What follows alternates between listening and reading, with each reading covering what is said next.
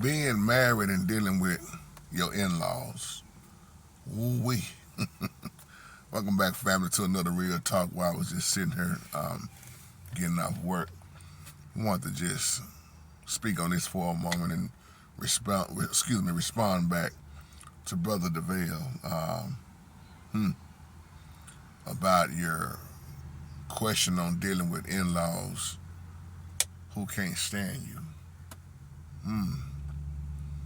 You know, we all probably have seen this or went through this or know somebody that's going through this, how you can see how certain in-laws destroy marriages when you marry into a family and the in-laws really don't like you. They didn't like who she married, never approved of you like you was marrying them. And that becomes a huge issue, especially when you are married, you have a covenant, and you truly understand your covenant from a biblical standpoint. So here's the problem. If you study the word, see, the Holy Spirit designed it and defines it. And especially as a man, a husband, you have to really, really put your foot down on a lot of things. And a lot of these in-laws act like outlaws. I'm going to say it just like that.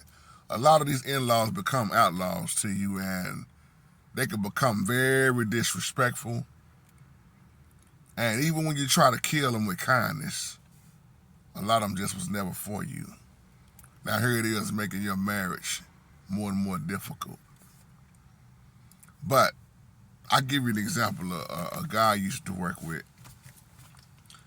He wasn't as strong as a lot of men that I know with speaking, speaking up, standing up for himself. So he would take in a lot of stuff from the in-laws that was driving him crazy. And he would come to work, couldn't even hardly do his job. All he would talk about is, man, his brother-in-laws and the family, man, that side of the family, this and that. They don't respect me. And I used to tell him all the time, brother, when you finally get fed up, you'll start putting your foot down. You should never let nobody run over you in the first place. Once a person know they can run over you, you don't speak up for yourself, they're going to keep running over you. But it bothered him so much because he would say, man, I just don't have it in me like that, man. I'm not no outspoken type of dude, man. I've always been calm. See, even the Bible tells you there's a time to make war and a time to make peace. There's a side of each and every one of us that you really don't want to see. And you try not to go on that mode.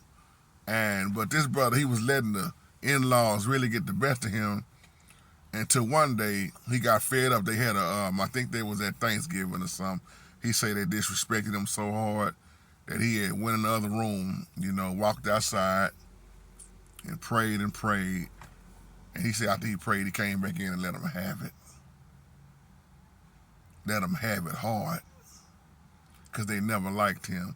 But here's the thing, though. Once he put his foot down, he said the room was quiet because they didn't think he had it in him. And they found a whole new respect for him. The way he came back and just went off on every last one of them. He said, I tried to keep my peace as long as I could, but all y'all have ever done was just never accepting me, disrespecting me. That's my wife. I don't answer to y'all. I didn't ask. He said, I didn't ask God to go through the kinfolks to have her. He said, that's who God had for me. And if you don't like me, he told him to hell with him. But see, sometimes it takes that kind of stuff to put people in their place. Not that you're really trying to be mean and none of that. But see, the thing is, a person can only do to you what you allow them to do. And then sometimes it's not so much of the in-laws, the brother-in-laws, the sister-in-laws. Sometimes it's the parents that's moving in.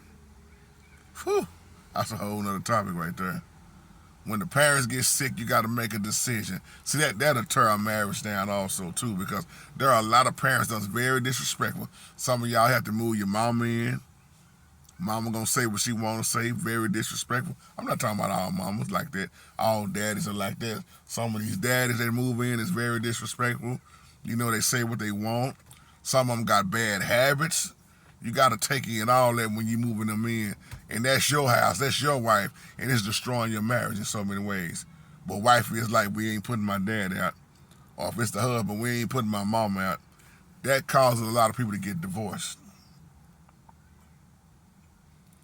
And it's one thing if somebody is losing their memory, you know, Alzheimer's or whatever. That's one thing, you know, that's hard to deal with too. But then you got a lot of people that's just straight up disrespectful. So you sit there and you're looking at your in-laws and you're like, man, I don't even know how much more of this I could take. You ask me how am I with my in-laws, I'm very straight up. They know who I am. I'm real. That's why when you show people how you are off top, they can kind of get a good feel off. Okay, this dude right here, man. You know, he from Dallas, Texas. Okay, you know my wife is from Memphis. It ain't never really been no fallout with me and my sister-in-laws, brother-in-law, because they know who I am from the get-go. I'm not saying that to boast and brag. That's why I say when you show your realness to people, they'll know that. They know what to say to you and they know what not to say to you. They know if you can joke with you or not. It's just you get that little vibe. You pick up that vibe on each other. But then here's another thing: you're dealing with a lot of unsaved folks. That's what make it hard right there. You're dealing with a lot of unsaved folks, you know, in these marriages. And sometimes if it's the wifey, she may not want to go against her own mother. She might not want to go against her brothers. It's like they want you to prove something to them. Kind of remind me of this movie I was looking at with Ice Cube, called Ride Along, Part 1 and Part 2. And Kevin Hart was in the movie. And Ice Cube always wanted Kevin Hart to prove himself, you know, before he could marry his sister. I think her name is Tika Sumpter in real life. He kept wanting him to prove himself and get his approval. Here's the thing about stuff like that. Some of these people, you'll never be good enough for them. For you to marry their sister or marry their brother if it's a lady, you know what, vice versa. Some people just, even with parents, you ain't never, some parents will say you are never good enough for my child. And here it is, a lot of children take that in where if they ain't gonna meet my mama's standards. Some of these standards are set so high, man, that they'll never approve of who you with. But who you choose is who you choose. And it's a lot of parents, they gonna continue to be in the business like that, and the kids gonna let them be in the business like that. So even with parents, whether you talking about parents, grandparents, family members, in-laws, man, you got to put your foot down as a man. You got to put your foot down as a woman and stand up for yourself and do it respectfully and biblically. Because let's just be honest, there are some people that you marry into these families, they'll never try to get it right in life. And they are very unhappy with themselves. So they try to just make everybody else miserable. Not talking about everybody, of course. So that's all I wanted to say on that, man. And I'm dealing with, like, who I married Dee Dee. So Dee Dee has a lot of sisters. And she have one brother. Shout out to you, Brent Brand. And I love Brent Brand. Brent Brand is younger. He's the baby boy. But one thing what made me and Brent Brand hit it off is Brent Brand was watching me on YouTube and I didn't even know about it. And he would always tell me, man, you one of them cutthroat pastors, man.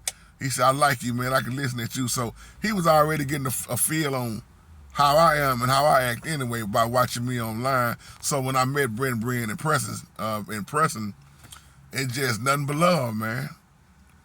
Because when you dealing with Memphis, them Memphis, shout out to my Memphis people. Them Memphis people will test you, my brothers and sisters. Memphis don't play. I love my Memphis family, man. My baby's from Memphis. Shout out to Memphis, Tennessee, man. All my people down there in Memphis, Tennessee. My brother-in-law, Q. TT, Auntie Aaron. I mean, everybody, man. Twin. You know, y'all saw me and Twin, Dee twin sisters, do that video a while back about astrology and Ouija boards and stuff. So we all got an understanding with each other, man. Like the Bible said, all you're getting understanding. But some of these folks you can never get understanding with because they are not spiritual. So hope that makes sense. And on that note, y'all, I got to get on out of here. And much love and respect to you. And hey, Dana Way, big shout out to you, brother. I thank everybody for praying for Dana Way. I just saw a text message saying that he's doing better. He got out of work earlier. He's out of the hospital. So thank you, saints, for praying for Dana Way. We've been praying hard for you, brother. Much love to you, man, and Papa Way and Mama Way. We love y'all, man, and we know ain't nothing too hard for the Holy Spirit. So thank you, Holy Spirit, once again for healing our brother Dana Way. Ain't nothing but a test, another hurdle, brother. You got to jump over. You jumped over that hurdle. And let's just keep on moving. And on that note, I love y'all and shalom.